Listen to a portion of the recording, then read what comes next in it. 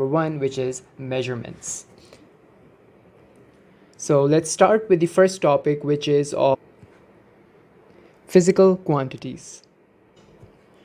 These are the quantities that are measurable quantities, and the laws of physics can be expressed in terms of these quantities. Now, these physical quantities can be divided into a group of two. One of them is base quantities, and these are the quantities that cannot be expressed in terms of any other quantities. And then we have derived quantities, and those are the ones that can be expressed in terms of other quantities such as the base quantities. Now these are some of the base quantities: length, mass, and time. And these are their SI units written as base units. And here are some of the derived quantities, and with them these are their SI units written in terms or derived from these base quantities: meters, kilograms, and seconds. You can see that the derived units can also be derived from the derived quantities as well, such as force, that is written with meters per second square, which is just the SI unit for another derived quantity, which is acceleration. Now moving on to the next topic of scientific notation. So the scientific notation is the standard to express any number in terms of power of 10, such as 10 raised to power x. And also, there should always be a non-zero digit to the left of the decimal in the scientific notation. Now these over here are some of the standard prefixes for the power of 10 with their symbols and their powers of 10 expressed like this. We have kilo, giga, pico, nano, and femto, which are over here. Now moving on to the topic of error. It is simply the difference between the standard value and the experimental value measured. Now errors are also further classified into two groups. The first one, we have assignable errors. Now the assignable errors are the ones to which we can assign a cause to, and they'll always or usually follow the same trend of variations, so a cause can be assigned to these type of errors. Next we have unassignable errors. And these unassignable errors are of the type to which we can't assign a cause because they do not follow a particular or any trend whatsoever. So these are the errors that are due to any unknown cause. Now the cure for the assignable errors is that these errors can be controlled experimentally while carefully monitoring any measurement process. And for the unassignable errors, the cure does not come from controlling experimentally, as these errors cannot be controlled experimentally. However, you can use a tool from statistics and take average of several of these values, and then you can minimize the unassignable errors. Moving on to the topic of significant figures. In our measurements will lead us to establish some sort of a standard way to write the numerical value of a measure.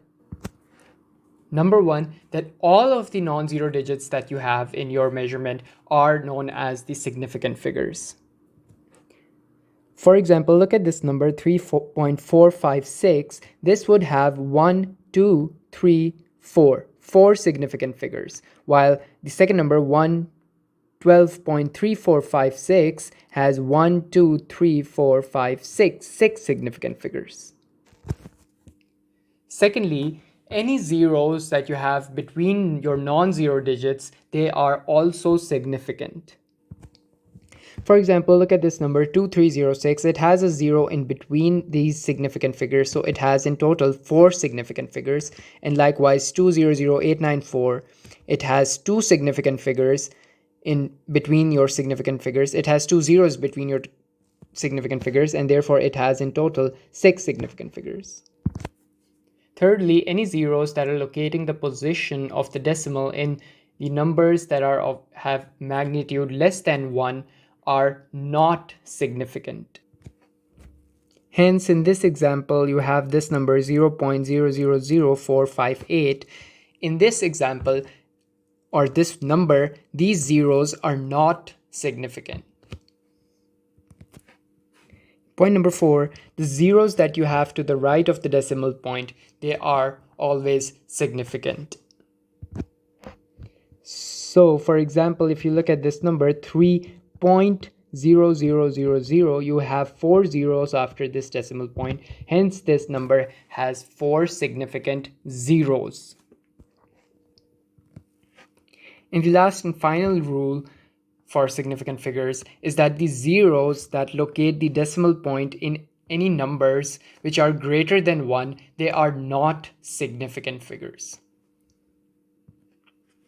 For example, if you look at this number 30000, there are only one significant figure in this number. And if you look at this number 1400, there are only 2 significant figures in this number. Now let's look at some of the algebra that you can do with significant figures. First, let's look at division and multiplication. Now suppose you have to compute the following.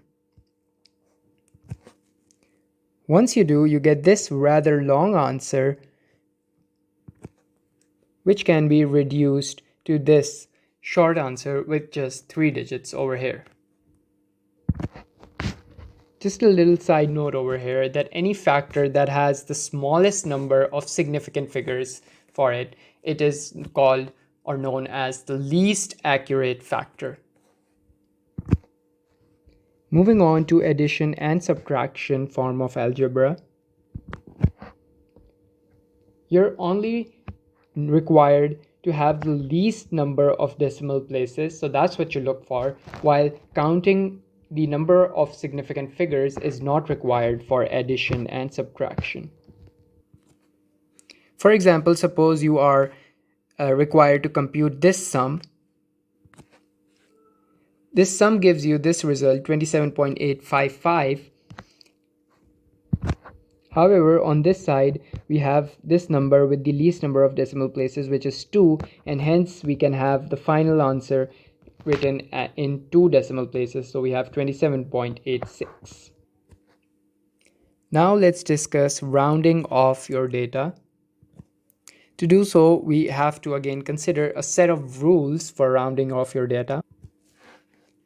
So the first rule is that if your digit that has to be dropped and it is greater than 5, then simply add 1 to the previous digit or the last digit that has to be retained or that which stays, and then drop everything or all the digits that are further to the right of the number. For example, if you look at this number 3.677 and the digit to drop is 7, so let's see that the digit before that 7 is 7, and so the digit 7 itself, the last digit, it is greater than 5, right? So we can add 1 to the second last digit, which is 7, which becomes 8, and then we can drop the further the rightmost 7, and therefore you have 3.68. Rule number 2 is that if your digit that has to be dropped and it is less than 5, then simply drop it without adding any number to the last digit. So in this example, if you have 6.632 and the last digit that has to be dropped is 2, which is less than 5, so we can just drop it and we have 6.63 as our final answer. Rule number 3 is that if the digit that has to be dropped and it is exactly equal to 5, then you have 2 cases. The first case is that if you have to retain an even number, then you simply drop the 5. For example, if you look at this number 6.65, the number to retain is 6, and which is an even number, so we can simply drop the 5 and we have 6.6. And for the case of odd, if you have to retain an odd number, then you just add 1 to it. So if you look at this example, we have the number 6.35 and the number to retain is 3. So we just simply add 1 to 3 and we have 6.4. Now let's move on to the topic of precision and accuracy. So let's first talk about precision. So the precision of our instrument, it is determined by the least count of the instrument or the device that you're using to perform the measurement. And the smaller the least count of the instrument means more the precise is your instrument. Moving on to accuracy. The accuracy of a measurement depends on the fractional uncertainty in your measurement or the percentage uncertainty in the measurement. Moreover, the smaller the percentage error is, the more accurate your measurement is. Just a tip over here that if you count more number of readings, then you can reduce the uncertainty in your experiments. Moving on to the topic of dimensional analysis. So every basic physical quantity that is measurable, it is represented in terms of the base quantities by a specific symbol which is written in square brackets, and that is called as the dimension of the physical quantity. Now these dimensions are helpful to derive the formulae and to check the homogeneity of your physical equation. Let's solve this problem. We have given that the energy of a photon of light of frequency f is given by hf, where h is the Planck's constant. We are required to find the base units of h. So we know that E is equal to hf, and we know what is f is simply 1 over t.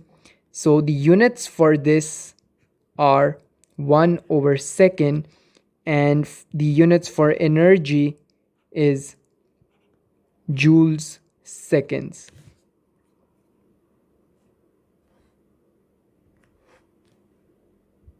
Sorry, there is no second over here, right? We have joules, and then how do you compute energy, right? So you know you can compute it by force times distance. So the units for force is kilograms meters per second squared times the unit for distance d is meters. So the units for force in base units are simply kilograms meters squared per second squared, and this distance. So the units for energy, right? So the units for energy are kilogram meter square per second squared. Now let's put the units in this expression over here. So we have E, right? And well, let's factor it out for h. So E over F is equal to h. So let's put in the units for E, which are kilograms meter squared per second squared, and then divide it by the units for frequency, which is 1 over second. So I can write it as second. So this s goes with the square on this second square, and you get kilograms meter squared per second. So these are the units for h, which is the Planck's constant.